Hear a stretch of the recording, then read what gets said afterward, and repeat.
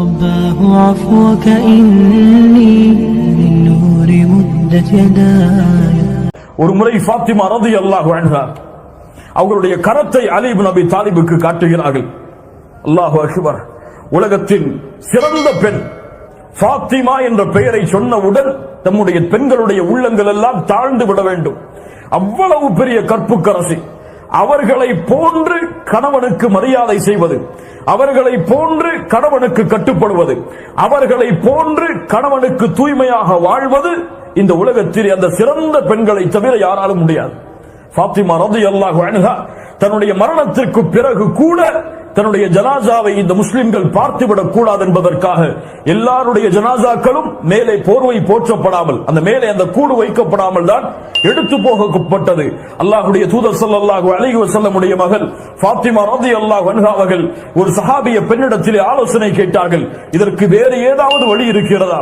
இப்படிப்பட்ட நிலையில் கூட உடலை யாரும் பார்த்துவிடக் கூடாது, அந்த உடலுடைய வாகை கூட அதனால் மேலே ஒன்று போற்றப்பட வேண்டும் என்று, தன்னுடைய ஜனாசா இப்படித்தான் போற்றப்பட்டு எடுத்துச் செல்லப்பட வேண்டும் என்று அறிவுரை செய்தவர்கள் ஃபாத்திமா ரலியல்லாஹு அன்ஹா. அல்லாஹு அக்பர், அல்லாஹு அக்பர். அல்லாஹ்வுடைய தூதர் ஸல்லல்லாஹு அலைஹி வஸல்லம் ஃபாத்திமா அவர்களை பார்த்து ஒரு முறை கேட்டார்கள், ஃபாத்திமா எது அழகு என கேட்டார்கள். ஃபாத்திமா எது அழகு? ஃபாத்திமா ரலியல்லாஹு அன்ஹா சொன்னார்கள், அல்லாஹ்வுடைய தூதரே, எது அழகு தெரியுமா? என்னையும் என் கணவரை தவிர யாரும் பார்த்துவிடக் கூடாது என்றும், என் கணவரின் மீதும் எந்த பெண்ணுடைய பார்வையும் பட்டுவிடக் கூடாது என்று எந்த ஒரு பெண் விரும்புகிறாளோ அதுதான் அழகு, அதுதான் ஒரு பெண்ணுக்குரிய அழகு என்று சொன்னார்கள். கணவனுக்கு மாறுதல் செய்யக்கூடிய பெண்கள் நம்முடைய சமூகத்தில் எத்துணை பேர், கணவனுக்கு துரோகம் செய்யக்கூடிய பெண்கள் நம்முடைய சமூகத்தில் எத்துணை பேர், கணவன் இருக்கும் இல்லாத நிலையில் அந்நிய ஆண்களோடு பேசி பழகக்கூடிய முஸ்லிம் பெண்கள் நம்முடைய சமூகத்தில் எத்துணை பேர். அல்லாஹ்வை அஞ்சிக் கொள்ள வேண்டாம் அவர்கள்? இந்த ஃபாத்திமா ரலியல்லாஹு அன்ஹாவுடைய வரலாற்றில் அவர்கள் பாடத்தை படித்துக் கொள்ள வேண்டாமா? ஃபாத்திமா ரலியல்லாஹு அன்ஹா அலி இப்னு அபி தாலிப் அவர்களிடத்திலே கரத்தை விரித்து காட்டுகிறார்கள். கரமெல்லாம் அப்படியே இறுக்கப்பட்டிருக்கிறது. வேலை பார்த்து பார்த்து பார்த்து கைகள் எல்லாம் தழும்புகள் விழுந்திருக்கிறது முஹம்மது ரசூலுல்லாஹ்வுடைய மகளுக்கு. அல்லாஹு அக்பர். எவ்வளவு பெரிய ஏழ்மை பாருங்கள். அலி இப்னு அபி தாலிப் இடத்திலே சொன்னார்கள், என் கணவரே, எம் தந்தை இடத்திலே சென்று யாராவது போரிலே கைதிகள் அடிமைகளாக இருந்தால் வாங்கி வருவோமா? அலி இப்னு அபி தாலிப் அவர்களும் சரியம்மா, நீ சென்று உன்னுடைய தந்தை இடத்திலே கேட்டு வாங்கி வா என்று அனுப்புகிறார்கள். உலகத்துடைய தேவைக்காக ஃபாத்திமா ரலியல்லாஹு அன்ஹா தன்னுடைய தந்தையை சந்திக்க வருகிறார்கள். தந்தை யாரிடத்திலேயோ பேசிக் கொண்டிருக்கிறார்கள், கேட்பதற்கு மனம் வரவில்லை. உலகத்துடைய தேவையை மறுமைக்காக வாழக்கூடிய முஹம்மது ரசூலிடத்திலே கேட்பதற்கு ஃபாத்திமா அவர்களுக்கு மனம் வரவில்லை. ஆயிஷா ரலியல்லாஹு அன்ஹா அவர்களிடத்திலே சொல்லிவிட்டு சென்று விடுகிறார்கள். என்னுடைய கஷ்டம் இது, என்னுடைய சிரமம் இது, என்னுடைய கரங்கள் எல்லாம் காய்த்து விட்டது. ஏதாவது ஒரு அடிமை இருந்தால் போதும், எங்களுடைய குடும்பத்திற்கு நாங்கள் அவர்களை வைத்து எங்களுடைய வீட்டு வேலைகளை பார்த்துக் கொள்வோம். அல்லாஹ்வுடைய தூதரிடத்தில் ஆயிஷா ரலியல்லாஹு அன்ஹா ஃபாத்திமா அவர்கள் சென்றதற்கு பிறகு இந்த செய்தி எடுத்துச் சொல்கிறார்கள். இப்படி உம்முடைய மகளார் வந்தார்கள், இவ்வளவு சிரமத்தில் இருப்பதாக சொன்னார்கள். ஒரே ஒரு அடிமையை கேட்கிறார்கள். அல்லாஹ்வுடைய தூதரை அனுப்பிவிடலாமா? நான் செல்கிறேன், என்னுடைய மகளை பார்த்து வருகிறேன் என்று கூறி அல்லாஹ்வுடைய தூதர் ஸல்லல்லாஹு அலைஹி வஸல்லம் தன்னுடைய மகளை பார்க்க வருகிறார்கள். அலி அவர்களை அழைக்கிறார்கள், வாருங்கள் அலி, என் பக்கத்தில் உட்காருங்கள். யா ஃபாத்திமா, நீங்களும் வாருங்கள், என் பக்கத்தில் உட்காருங்கள். இருவரும் அல்லாஹ்வுடைய தூதருக்கு மிக நெருக்கமாக அமர்கிறார்கள். புகாரி ரஹிமஹுல்லாஹ் இந்த ஹதீஸை பதிவு செய்கிறார்கள். எந்த அளவுக்கு முஹம்மது ரசூலுல்லாஹ் ஸல்லல்லாஹு அலைஹி வஸல்லம் அவருடைய உடம்பின் சூடு ஃபாத்திமா அவர்களுக்கு தெரிகிறது. அவ்வளவு நெருக்கமாக அமர்கிறார்கள் தன்னுடைய மகளிடத்தில். சொன்னார்கள், மகளே, நான் உனக்கு ஒரு செயலை கற்றுத்தரட்டுமா? உனக்கு ஒரு செயலை நான் கற்றுத்தரட்டுமா? நீ இரவிலே உறங்கச் சென்றால் அந்த உறங்கக்கூடிய அந்த இருக்கையில் அமர்ந்து கொண்டு 33 தடவை சுப்ஹானல்லாஹ், 33 தடவை அல்ஹம்துலில்லாஹ், 34 தடவை அல்லாஹு அக்பர் என்று சொல் என் மகளே, அது உனக்கு ஒரு அடிமை கிடைப்பதை விட சிறந்தது. என்னங்க விக்கிர சொல்லி கொடுத்தா கஷ்டம் போயிருமா? நம்ம என்ன கேட்போம்? கொடுக்க முடியலன்னா கொடுக்கலன்னு சொல்லிருக்கலாம். சுப்ஹானல்லாஹ் அல்ஹம்துலில்லாஹ் என்ன கஷ்டம் போயிருமா? அல்லாஹ்வுடைய தூதர் ஸல்லல்லாஹு அலைஹி வஸல்லம் இந்த இடத்திலே ஒவ்வொரு பிள்ளைகளை வளர்க்கக்கூடிய பெற்றோர்களும் கொஞ்சம் கவனத்தை செலுத்துங்கள். தன்னுடைய பிள்ளை உலகத்தின் தேவைக்காக தன் இடத்திலே வந்திருக்கிறது. அல்லாஹ்வுடைய தூதர் நினைத்திருந்தால் தன்னுடைய பிள்ளைக்கு அதை கொடுத்திருக்கலாம். தன்னுடைய அடிமைகளில் யாராவது ஒருவரை கூட தன்னுடைய மகளுக்கு வேலை பார்ப்பதற்காக அல்லாஹ்வுடைய தூதர் நியமித்திருக்கலாம். ஆனால் உலகத்துடைய தேவை வந்த பொழுது, மகளே, மறுமையின் தேவைக்காக நீ உன்னுடைய கவனத்தை திருப்பு என்று தன்னுடைய மகளை வளர்த்தெடுத்த முறை முஹம்மது ரசூலுல்லாஹ் ஸல்லல்லாஹு அலைஹி வஸல்லம்.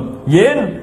என் மகளே, உன் கஷ்டம் நீங்க வேண்டுமா, உன் சிரமம் நீங்க வேண்டுமா, உன்னுடைய உடலுடைய சோர்வுகள் எல்லாம் அகர வேண்டுமா, அல்லாஹ்வை துதி, அல்லாஹ்வை புகழ்.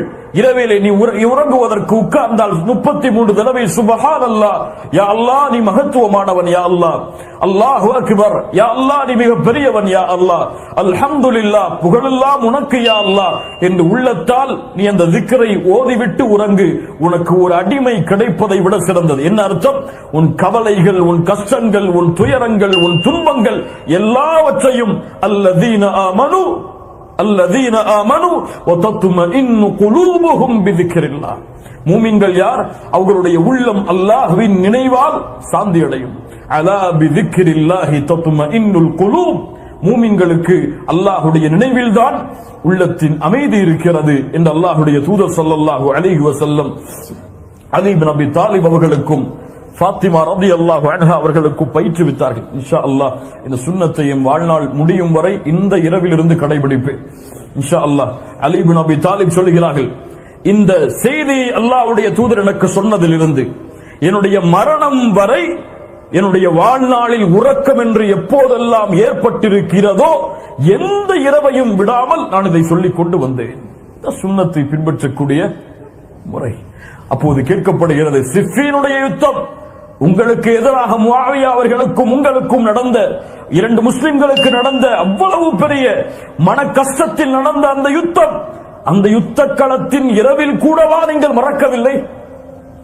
அலி இப்னு அபி தாலிப் சொன்னார்கள், அந்த இரவும் மறக்கவில்லை, இதை செய்தேன். அல்லாஹு அக்பர். அல்லாஹ் இந்த சுன்னத்தை பின்பற்றக்கூடிய பாக்கியத்தை கொடுப்பானாக. ஒரு மனிதன் ஒரு சின்ன செயலை செய்வான், அதை பத்தி அவன் பெருசாவே எண்ண மாட்டான். ஏதோ ஒரு கஷ்டப்படுறான்னு சொல்லி ஒரு திரகமம் தூக்கி கொடுத்திருப்பான், அல்லது பெட்ரோல் பேங்க்ல கிளீன் பண்றவங்களுக்கு ஒரு வாட்டர் பாட்டில் வாங்கி கொடுத்திருப்பான். அதெல்லாம் பெருசாவே நினைச்சிருக்க மாட்டான். ஆனா இந்த அமல் அவனை சொர்க்கத்திலே கொண்டு போய் சேர்க்கும். ஒரு மனுஷன் பெருசா அமல் செஞ்சிருப்பான், ஒரு 10,000 திரகமத்து கடை சதக்கா பண்ணிருப்பான். அவன் 10,000 திரகம் கொடுத்துட்டேன், 10,000 திரகம் கொடுத்துட்டேன்னு மனசுல எண்ணி எண்ணி வச்சிருப்பான். அவன் அப்படி அந்த பெருமையா என்னதாலேயே அந்த பெரிய செயல் அவனை நரகத்துக்கு போறது காரணமாயிரும். அதனால சின்ன செயல்ல இஹ்சான் இருந்தா போதும், சொர்க்கத்துக்கு போயிடலாம். உதாரணமா ரசூலுல்லாஹி ஸல்லல்லாஹு அலைஹி வஸல்லம் சொன்னாங்க, பல ஹதீதுகள். ஒரு மனிதன் நடந்து செல்லும் பொழுது ஒரு முள்ள தூக்கி போட்டாருங்க, ஒரு முள்ள தூக்கி போட்டாரு. ரசூலுல்லாஹ் சொன்னாங்க, அதற்கு நன்றி செலுத்தினார், அல்லாஹ் அவரை மன்னித்தான்.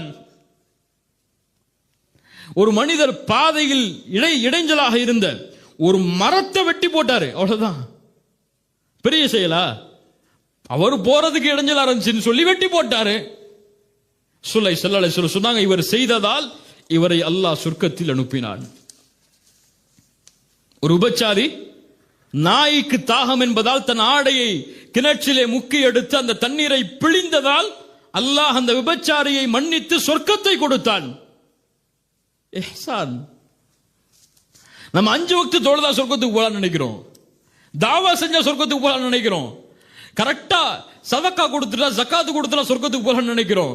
ஆனா இதெல்லாம் நம்மள சொர்க்கத்துக்கு அழைச்சி போகணும் ஒருபோதும் நினைச்சிருக்க மாட்டோம். கோபத்தை கட்டுப்படுத்தினா சொர்க்கம் கிடைக்கும் நினைச்சோமா? ஒருவருடைய கண்ணியத்தை பாதுகாத்தா சொர்க்கம் கிடைக்கும் நினைச்சோமா? ஒருவருடைய குறையை வெளிப்படுத்தலனா சொர்க்கம் கிடைக்கும் நினைச்சோமா? பொய் சொல்லாம இருந்தா, பொறாமை கொள்ளாம இருந்தா, கோள் சொல்லாம இருந்தா, ஒரு சகோதரனுடைய கண்ணியத்தை பத்தி பேசாம இருந்தா சொர்க்கம் கிடைக்கும் நினைச்சோமா?